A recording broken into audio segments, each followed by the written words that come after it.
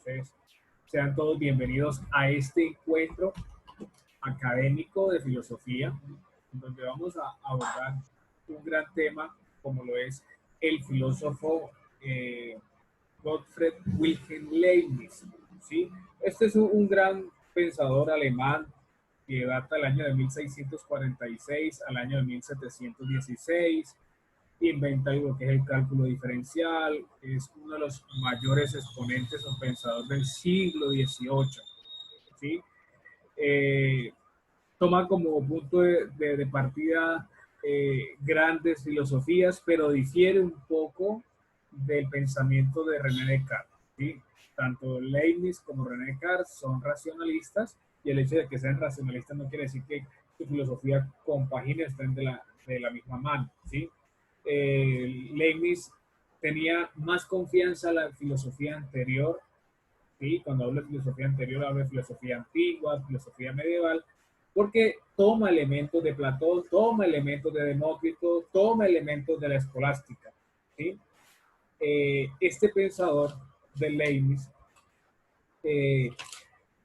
es interesante porque concibe o comprende al mundo como el mundo es racional, el mundo es continuo, el mundo es ordenado, en el mundo hay infinitudes y hay multiplicidad. ¿Sí? Entonces, el mal es real.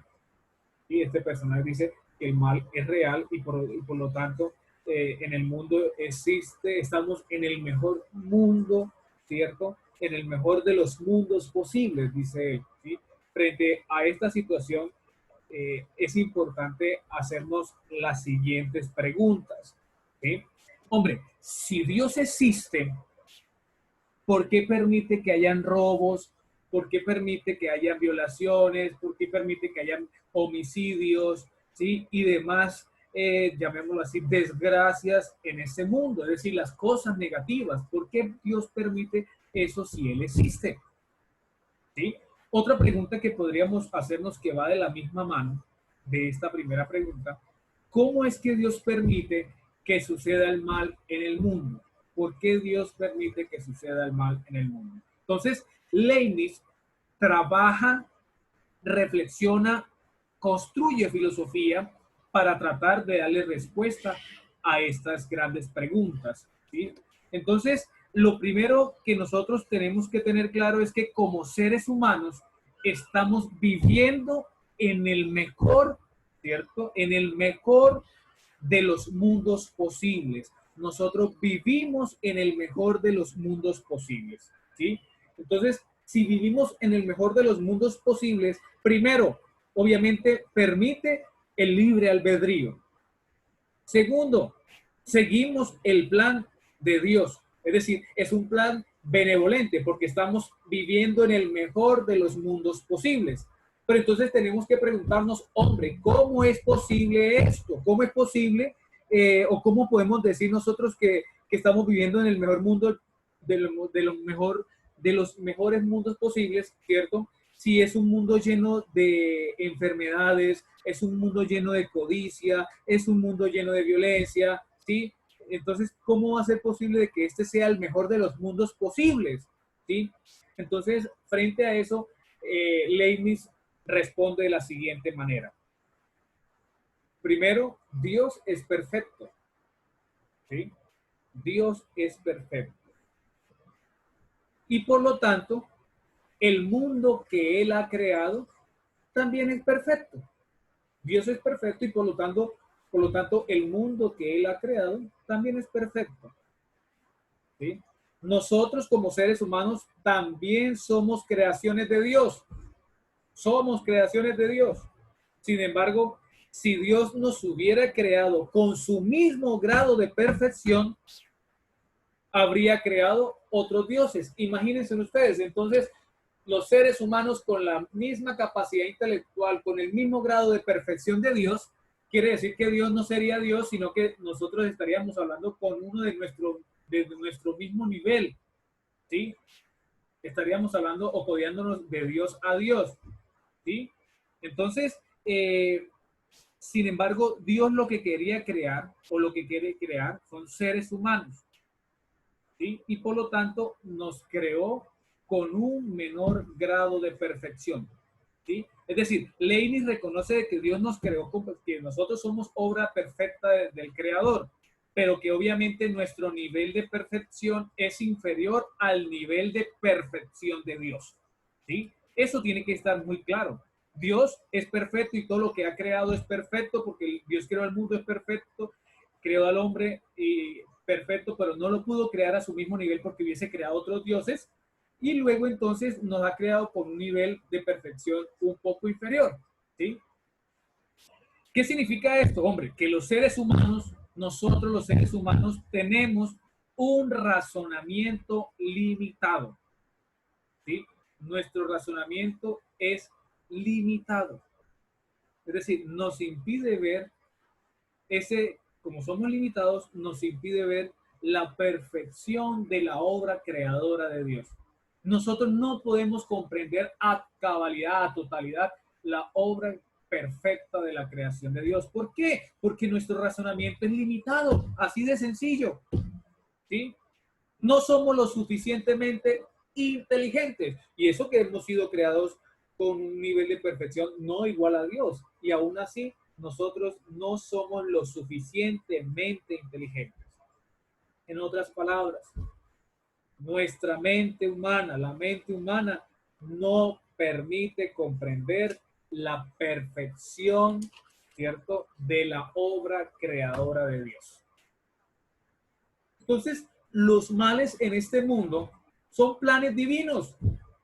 La maldad es un plan divino. Son necesarios.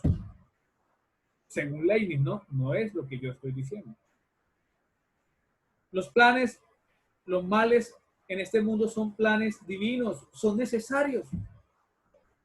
Y entonces, para que sea necesario es porque va a ocurrir un bien mayor. ¿Sí? Entonces, al ser necesario, es para que el mundo vaya en dirección, ¿cierto?, a lo que Dios desea. Y obviamente Dios nos crea con el libre albedrío. Ese es el planteamiento que prácticamente va a desarrollar Leibniz a lo largo de su filosofía. ¿Sí? Trata él de explicar esa cuestión de por qué existe la maldad. Y es que nosotros no encontramos o no tenemos la capacidad intelectual de poder comprender la obra perfecta de Dios y los males, sí, prácticamente la maldad es un plan divino y obviamente es algo necesario porque a partir de allí va a ocurrir un bien mayor, ¿sí? También es importante resaltar en la filosofía de este personaje lo que hablamos sobre las verdades de hecho y las verdades de razón, ¿sí? Cuando hablamos de las verdades de hecho o verdades de razón, nosotros tenemos que tener claro lo siguiente, ¿sí? Es que una verdad de hecho, ¿sí?, es aquella que parte de la realidad sensible, que es algo particular, que es algo concreto, que es posible que en ella se pueda afirmar la existencia de verdades de hecho. ¿Sí? En otras palabras, es decir, no tiene necesidad, ¿sí?, no tiene ningún carácter de necesidad, ¿sí?, se basan en el principio de razón suficiente, requieren demostración, las verdades de hecho requieren ser demostrables, parten de la experiencia y son a posteriori, es decir, después de. Recordemos que el racionalismo es a priori, es decir, está de la mano de las ideas innatas, aquellas ideas con las cuales nosotros nacimos, ¿sí? Nacemos y llegamos a este mundo, ideas que ya están a priori antes de. Y obviamente se adquiere a partir de las ideas de la experiencia. Esas son las verdades de hecho. ¿Pero qué son las verdades de razón? Bueno, las verdades de razón tienen un orden lógico, ¿sí? Sí existe la necesidad de ellas, porque necesitamos aplicar lo que son principios de identidad, lo que las identifica, no hay contradicción, ¿sí? Tienen el carácter de necesidad, es decir, se refieren a las esencias, son verdades lógicas, se basan en principios, son evidentes, no requieren demostración y obviamente son eh, obra del intelecto. ¿Sí? Esas son las verdades de hecho y las verdades de razón que obviamente este personaje nos va a enseñar y nos va a transmitir en su filosofía, ¿cierto? Como un hombre, recordemos que Leibniz es un hombre de leyes, ¿sí? Es doctor en Derecho, ¿sí? No es cualquier persona, es una persona preparada, capacitada, ¿sí? Lo que él buscaba era hacer una gran enciclopedia, convocar a todos los eruditos de su tiempo, sin importarles si era racionalista o empirista, y construir una gran enciclopedia, ¿sí? Pero bueno, lástima, esto no se dio. En estas verdades, de hecho, es muy importante en su filosofía, ¿sí? Porque él va a hablar de que su ideal es llegar a una ciencia universal. Es decir, el ideal que tenía Leibniz era llegar a una ciencia universal, ¿sí? Y esa ciencia universal era una enciclopedia total de todos los conocimientos humanos, ¿sí? Prácticamente lo que buscaba Leibniz era la unión, la conjunción, la universalidad, la colaboración, y como producto era la enciclopedia. Pero bueno, no se logró dar. Entonces, hay algo que nosotros tenemos que tener también claro, ¿sí? Es que en estas verdades, de hecho, es importante de que en el intelecto no hay nada que proceda de los sentidos, ¿sí? Tal cual como lo explica el racionalismo, ¿sí? No admite nada del empirismo. En Leibniz hablamos de infinitas sustancias, y cuando hablamos de infinitas sustancias, las vamos a referir, ¿cierto?, a las mónadas, ¿sí? Hablar de mónadas en Leibniz es hablar de infinitas sustancias. Cuando hablábamos nosotros de Baruch Spinoza, él hablaba de una única sustancia e infinita que es Dios, ¿sí? En Leibniz dice que existen infinitas sustancias, pero Leibniz no la llama Dios, Leibniz la llama mónadas, ¿sí? ¿Qué son mónadas? Bueno, mónadas son manifestaciones de todo cuanto existe, ¿cierto?, en forma de unidades. Nosotros somos mónadas, ¿sí? Es todo lo que existe, las manifestaciones de todo lo que existe en forma de unidades. Yo soy una mónada, cada uno de ustedes, ¿cierto?, son mónadas, es decir, nosotros estamos constituidos por diferentes tipos de mónadas. Mónadas, ¿sí? Entonces, la mónada es el principio básico que constituye todo cuanto existe. En la filosofía de Leibniz, las mónadas, ¿sí?, son fundamentales porque este personaje, y debemos comprenderlo muy bien, este personaje se interesa por la sustancia, ¿sí? Por la sustancia, ¿sí? Y la sustancia es activa, ¿sí? Cuando decimos que una sustancia es activa es porque el ser es actuar, su ser es actuar, es decir, hay acción, ¿sí? Por eso es activa, porque hay una acción. Por lo tanto, la sustancia es individual, ¿sí? Y obviamente no deja de ser múltiple. Entonces, una mónada es comparada en la filosofía de este personaje con un átomo, ¿sí? Eso lo vamos a ver nosotros a continuación, y va a haber un video que nos va a ayudar a profundizar, a comprender esta cuestión de las mónadas. Las mónadas es comparada con un átomo, ¿sí? Y ya habíamos dicho que este personaje toma filosofía, por ejemplo, de Demócrito, Leucipo de Demócrito, cuando hablan del átomo. Entonces, cuando dice que una mónada es comparada con un átomo, ¿sí? Entonces, características del átomo, ¿sí? El átomo, todos son iguales. En el átomo todos son iguales, ¿sí? Un átomo es material, ¿sí? Características de la mónada, no tiene partes. La mónada no tiene partes. Es indivisible, ¿sí? Es decir, no la vemos. ¿Sí? Es indestructible. No se puede destruir una mónada. No son iguales entre ellas, ¿sí? Entonces, cuando Leibniz compara la mónada con un átomo, no quiere decir que un átomo sea igual a una mónada, ¿sí? Sino que un átomo es parecido a una mónada, pero cada una de ellas es diferente, ¿sí? No es que sean iguales. Entonces, una mónada no son iguales, es inmaterial, ¿sí? En cambio, el átomo sí es material. Entonces, este personaje de Leibniz llega a decir que todos los seres, ¿sí?, están constituidos por mónadas, ¿sí? ¿Qué significa eso? Es decir, almas que animan la naturaleza, la sustancia. Por eso decíamos ahorita que la sustancia es una sustancia activa, que es que el ser es actuar, es decir, el ser es acción. Por eso todos los seres humanos estamos constituidos por mónadas, es decir, almas que animan la naturaleza, ¿sí? Todos los seres están constituidos por mónadas, dice este personaje. ¿Sí? Entonces, eh, la mónada increada, es decir, una mónada que se crea así sola, es Dios. Esta es quien refleja como un espejo todo de forma clara y adecuada. ¿Sí? La mónada increada es Dios y ella refleja todo, ¿sí?, como un espejo, como con claridad y de forma adecuada. Esa es la mónada increada. Entonces, el alma humana es la mónada creada, ¿sí? Entonces, la increada es Dios y la creada es el alma humana, es decir, el ser humano como tal. En esta filosofía de las mónadas, tal cual como he venido comentándoles, ¿sí? Eh, Leibniz habla sobre el finalismo y las sustancias, pero obviamente no acepta el mecanicismo como una pura explicación de la realidad, ¿sí? Sino que obviamente para poder explicar eso necesitamos del finalismo y del mecanicismo, pero que apunten hacia la ciencia, porque a este personaje le encanta y le fascina el mundo científico.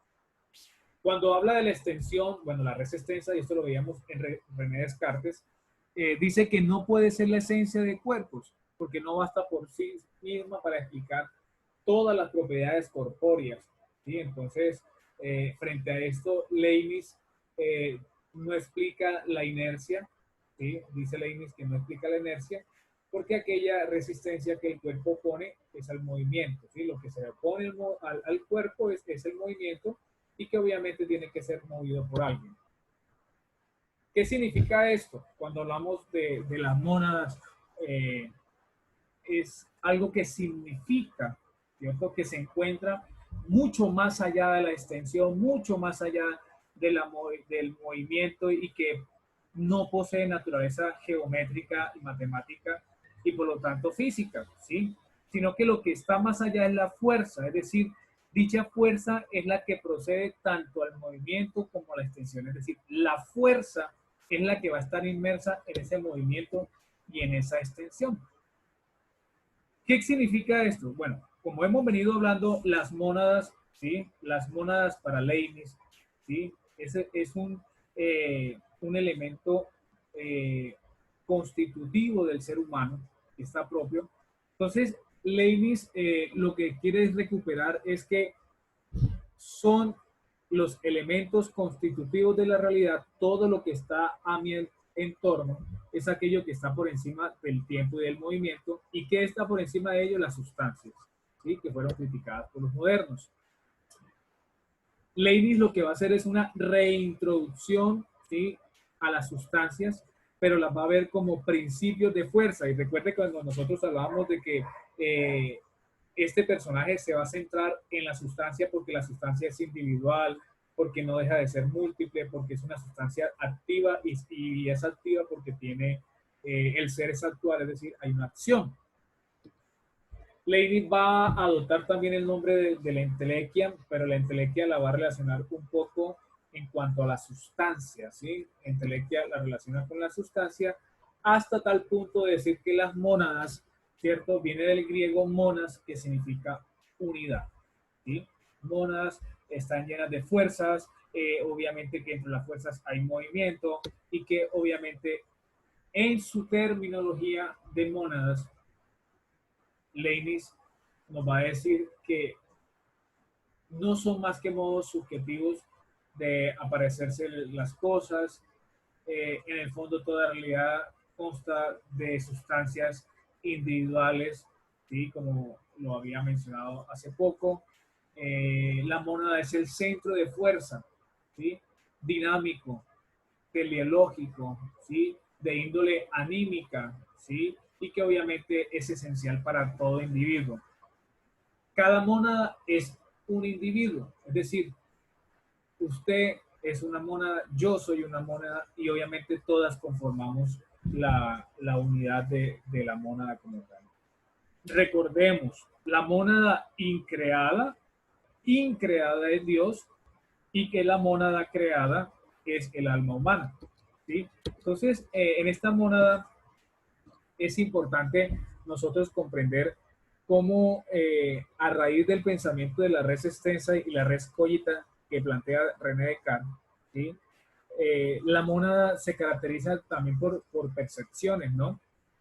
Eh, hablar en términos de Dios en Leibniz es hablar de una mónada increada, ¿sí? Es decir, una mónada que es clara, una mónada que es precisa, y obviamente nosotros somos cortos en inteligencia para poder comprender la obra perfecta de la creación de Dios, aunque nosotros somos perfectos, pero con un menor grado de perfección, ¿sí?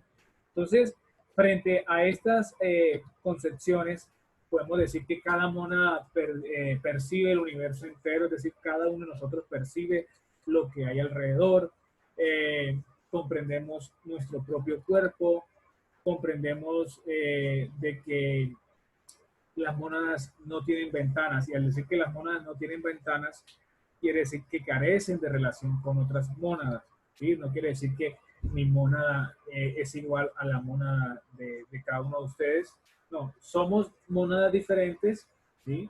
Y que obviamente entre todos conformamos el mundo lleno de mónadas, pero Dios es la unidad o la mónada primitiva, ¿sí? Entonces, cuando decimos la mónada primitiva, obviamente la estamos relacionando con la mónada increada, ¿sí? Entonces, todas las demás mónadas son producidas y creadas por Dios, es decir, nosotros somos creados por Dios, nacen, por así decir, por las continuas fulguraciones de la divinidad, ¿sí? Es decir, por las diferentes manifestaciones, por las diferentes creencias, por las diferentes construcciones de Dios. Y entonces, repito, el universo, como lo vimos hace poco, el universo está compuesto por infinitas mónadas, ¿sí? El universo está compuesto por infinitas mónadas. La mónada increada, es decir, esa mónada que se manifiesta de forma clara, de forma adecuada, la mónada increada es Dios, pero la mónada creada, ¿sí? Es el alma humana, ¿sí? Entonces, esta mónada creada es la que está compuesta por un elemento material y por un elemento formal, ¿sí? Vamos entonces ahora a escuchar un video que nos va a ayudar a profundizar un poco más la filosofía de este gran personaje como lo es Leibniz. Por favor, prestemos la atención y tomemos también nuestros apuntes.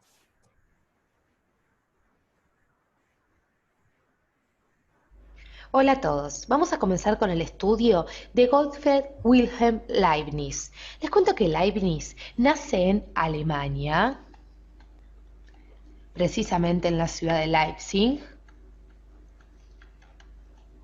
en el año 1646. Y un dato muy importante es que estudió filosofía desde muy joven y luego en el año 1666 se recibe bajo el título de doctor en Derecho. A su vez les cuento que también fue un gran matemático. Un gran matemático. Y con respecto a esta noticia de su vida, con respecto a que fue un gran matemático, les cuento que junto a Newton, en 1675, inventó el cálculo diferencial. Inventa el cálculo diferencial. Vamos a ponerlo porque es un dato no menor. Recordemos junto a Newton. Ahora bien, como filósofo les cuento es considerado el mayor pensador de Alemania del siglo XVIII, dado que, por ejemplo, a Kant se le ubica en el siglo XIX como el pensador alemán más importante del siglo XIX. Vamos a comentarles también que si bien nace en 1646, muere en Hannover en el año 1716. Pero vayamos ya mismo a conocer su filosofía, porque Leibniz intentó conciliar muchas de las ideas filosóficas que sobrevolaban, claro, el ambiente intelectual de su época, ¿sí? Sobre todo, tomó un punto de partida diferente al del famoso René Descartes, que tanta influencia tenía en el ambiente académico de Europa. También, claro, en Alemania. Entonces, nosotros decíamos que tomó un punto de partida diferente al de nuestro amigo el señor René Descartes. Y claro, ¿qué pasó? Descartes, recuerdan, él creía que había que dudar de toda la filosofía anterior, ¿sí? Él creía que todos los filósofos anteriores habían errado. Leibniz se propuso tomar elementos de sus predecesores y desarrollar su propio sistema. Es decir, tenía más confianza en la filosofía anterior. Inclusive se sabe que tomó elementos, por ejemplo, de Platón, de Demócrito. Hay un video muy interesante con respecto a Leucipo y Demócrito que los invitamos a que lo vean. Tomó elementos de la escolástica, por ende tenía, como decíamos, más confianza en toda en la tradición filosófica, claro, que estaba antes de él, por supuesto. Y claro, encontramos 4 puntos que nosotros queremos destacar en el estudio de la filosofía de Leibniz y que vamos a desarrollar a lo largo de nuestros videos. En primer lugar, vamos a hablar de la famosa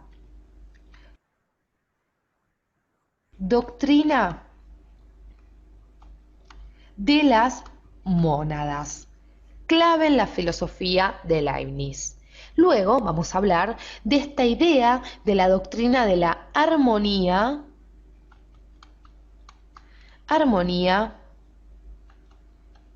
preestablecida, para luego pasar a conocer un poquito más de esta ley de continuidad que nos presenta Leibniz y llegar así a comprender este concepto del optimismo clave en la filosofía de este pensador alemán. Pero vamos a ir entonces a este primer punto, vamos a ir a la doctrina de las mónadas. Vamos a quedarnos con esto. Como decíamos, nos vamos a introducir de lleno en la doctrina de las mónadas. Y seguramente ustedes en sus hogares se están preguntando qué son las mónadas. Bueno, vayamos paso por paso, porque al igual que Descartes y Spinoza, Leibniz se interesó por el tema de la substancia. ¿Recuerdan? Para los que no recuerdan, los invitamos a que vean los videos correspondientes a Spinoza y a Descartes. Para Leibniz, la sustancia es activa, a diferencia de Descartes y Spinoza que la consideraban inerte. A lo que se entiende entonces que con este concepto, con esta idea de que es activa, que ser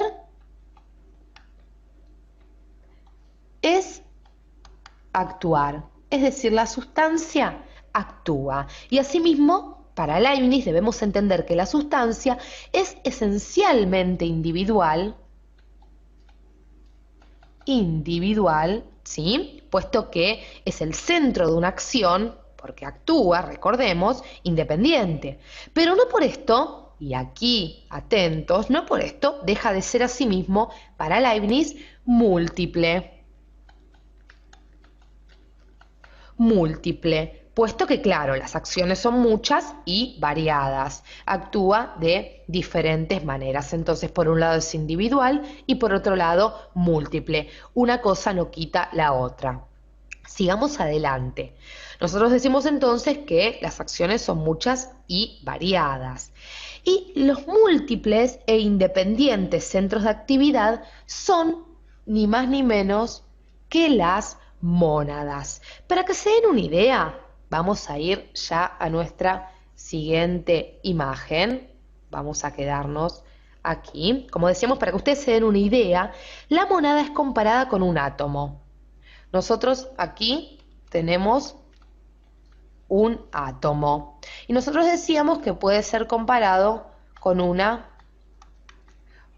mónada. Aquí ya vamos viendo qué elementos tomó de Demócrito, por ejemplo, Leibniz. Atentos con eso. Decimos entonces que podemos comparar un átomo con una mónada. Son muy parecidos. Y tal como el átomo, la mónada es simple. Es decir, no tiene partes. Primer característica. Así como también podemos decir que es indivisible. Y otro concepto clave cuando hablamos de la mónada es que es indestructible. Indestructible, ¿sí? Pero hay aquí una diferencia con el átomo. Nosotros dijimos que eran iguales. Atentos con este iguales, porque según los atomistas, todos los átomos son iguales. Todos son iguales. Para Leibniz no sucede esto, ¿sí? Entonces podemos decir que el átomo y la mónada son parecidos, porque ya encontramos esta diferencia. Las mónadas no son iguales. No son iguales entre ellas. Como vemos, primer diferencia que queremos remarcar. Y además, el átomo es material. La mónada es inmaterial. El átomo, entonces, es material. La mónada inmaterial. Ahora vamos a seguir con este concepto al cual estamos recurriendo de la mónada como inmaterial. Todos los seres están constituidos por las mónadas. Son como almas que animan la naturaleza. Vamos a ir a un nuevo espacio, entonces vamos a poner que todos los seres están constituidos por mónadas, porque nos clarifica la cuestión. Están constituidos, como decíamos, por mónadas, por estas especies de átomos. Cada mónada es como un universo en miniatura en relación con millones de otros universos. Es decir, si estas son mónadas, cada mónada es individual, pero sin embargo están todas en relación una con otra. Como decíamos, una mónada es un microcosmos que se relaciona con otros microcosmos. La mónada increada es Dios. Atentos con esto. Es Dios que refleja como un espejo todo de forma clara y adecuada, dice nuestro amigo Leibniz. El alma humana es la mónada creada. Como decíamos, el alma humana. Entonces, por un lado tenemos la mónada increada, que es Dios, y por otro lado la mónada creada, que es el alma humana. Cada mónada creada está compuesta por un elemento material, y ahí vamos con este concepto. Vamos a marcarlo nuevamente. Entonces decíamos, cada mónada creada está compuesta por un elemento material, es decir, por materia, y por un elemento formal, es decir, por sustancia. Entonces encontramos materia y forma, tal como nos hablaba. ¿Recuerdan con respecto al video de Aristóteles? Bueno, vayan a ver ese video porque les va a clarificar esta cuestión. Entonces, cada mónada creada está compuesta por este doble elemento, por materia y por forma, materia y sustancia. Entonces, el universo está compuesto por infinitas mónadas. Miren qué interesante esto, ¿no? Sobre todo, claro, para la época en la cual vive Leibniz. Decíamos entonces, el universo está compuesto por infinitas mónadas. Y como nosotros vimos acá, Leibniz une materia y mente. Atentos con esto, porque si nosotros recordamos con Descartes, vamos a hacer esta última salvedad en el video, Descartes hablaba por un lado de la res cogitans y la res extensa, los separaba. Bueno, Leibniz los vuelve a unir, como datito para aquellos que estén más interesados en la filosofía moderna.